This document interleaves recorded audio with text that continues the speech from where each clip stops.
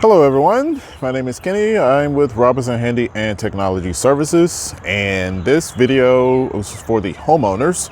I'm going to offer some homeowner tips of things to check after a storm passes through you where you live. Let's get started.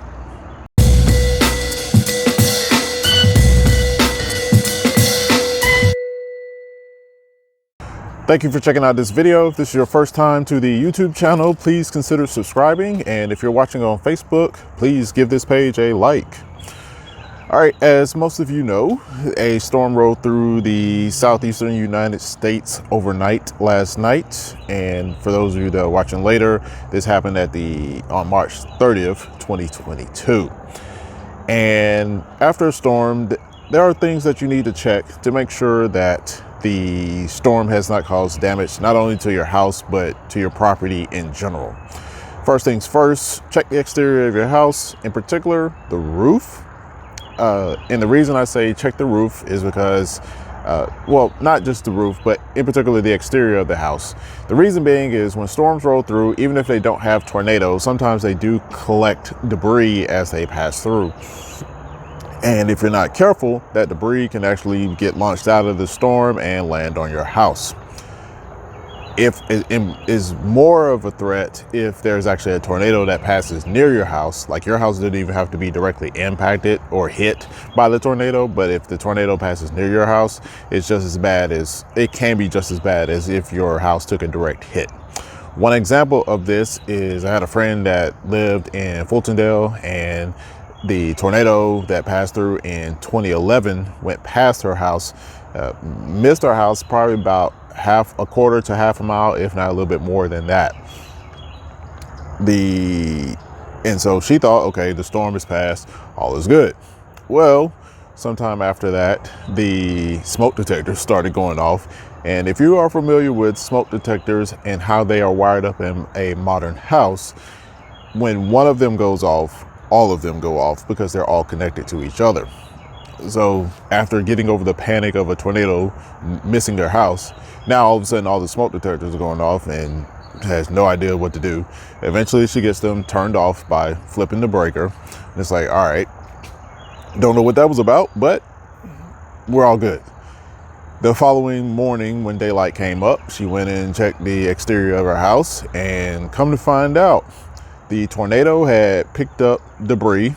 In particular, this scenario was a tree branch, and I'm assuming the tree branch got broken as it was picked up or had been spun around in said tornado. And the tornado flung that branch, and it wasn't a whole branch, it was more like just a snippet of a branch. And it flung that branch, and just so happened the branch landed and punched a hole in the roof. Like the end of the branch hit the roof of the house and punched a hole a little bit bigger than a fist through the roof. And after that, if you're not familiar with tornadoes, there are two types. There's usually either the tornado is wrapped in rain, what they call rain wrapped tornadoes, or rain follows a tornado. Well, in this case, the rain followed the tornado. So after the tornado had passed and threw that branch through the roof, the rain followed the tornado and ran down into that hole, shorted out the smoke detector to cause all the smoke detectors to go off. That being said, check your roofs. Also check your exterior. If you have brick, you'll probably never need to check it. But if you have like siding, whether it's vinyl siding, aluminum siding, wood siding, check that as well. I had a coworker that I believe he had vinyl siding on his house, and a hailstorm came through, and the side of the house that the storm came from looked like it just got shot to pieces or something like that nature, because all of the hailstones were hitting that particular side of the house and basically destroyed the siding, in addition to having to get the roof repaired on his house.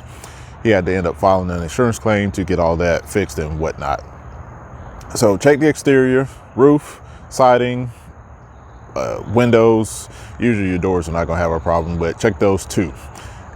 Second of all, if you have trees, check the trees to make sure there are no branches that have fallen that you need to clean up, or whether they are falling on the fence, falling on the house, or just falling in general. Check all of that.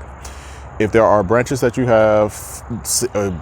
see that have fallen on power lines, do not touch those branches. You're probably thinking, well, branches or wood in general is not conductive of electricity. So if I grab the branch, I should be all right, correct?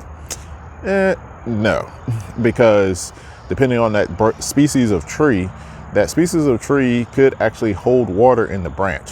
And if there's enough water or moisture in that branch and the tree, and you go and grab it, it's just like you touching that power line directly. So do not grab the branch if it's on the power line. Call the local utility, whatever power company that you have, and let them know, hey, there's a branch on this line that needs to be removed. Last but not least, check your vehicles for essentially the same amount of damage: tree branches, hailstones, and anything else of that nature. And if you have any damage and it's significant enough, call your insurance company. Hopefully you have insurance on your vehicles. Call your insurance company and discuss with them the options to get those things repaired.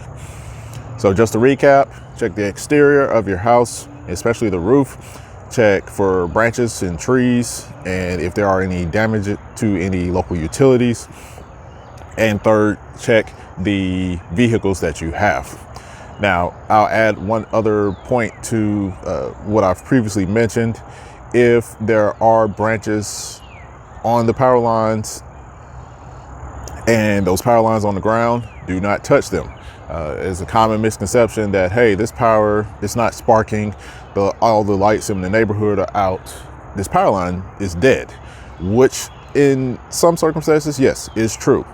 However, the utility companies have systems in place that when the power lines hit the ground and it detects a ground fault, that it does shut off the power. But at some point in that, once it hits the ground, the system sends test charges down the line.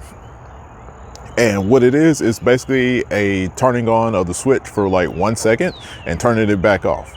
And then there's other sensors further down the line, including the meters, because the meters do serve as sensors on a power network, that respond back, that say, hey, did you get that test charge that I sent? And if they say yes, then it's like, okay, it helps the electrical system or electrical company identify where there's faults in the line. That being said, if you go grab that branch, and remember what I said about moisture earlier in branches, if you go grab that branch and a test charge come through, is just like you grabbing that branch when the circuit is not even turned off at all. Thus, you still have the electrical risk, or you have the risk of getting electrocuted. And the thing about those test charges, they send more than one. Most systems, or at least the systems where I am, they send up to 3 test charges. And based on those test charges, if the first and second or second pass, then it will flick the third test charge back on. The third one won't happen. It will just turn the power back on, and the circuits where the down line is or the issue is will remain off. Now, what is a test charge? I know you're like, well, how would I know it's a test charge? Well, if you've ever been in your house and the power goes out and then all of a sudden it comes on for 1 second and it shuts back off, that is a test charge. And that's essentially what it looks like. It's a quick on and off of all the power on that circuit, and you'll know it when you see it. That being said, if you see 3 test charges, and usually after the third test charge, if it fails for the third time, it's going to stay off and you will have to wait for the utility to come out and restore the power. Hopefully this advice has helped you all. If you have any questions or comments, feel free to drop those down below. Also check out the website, rhtservices.net, for additional resources. Thank you for watching.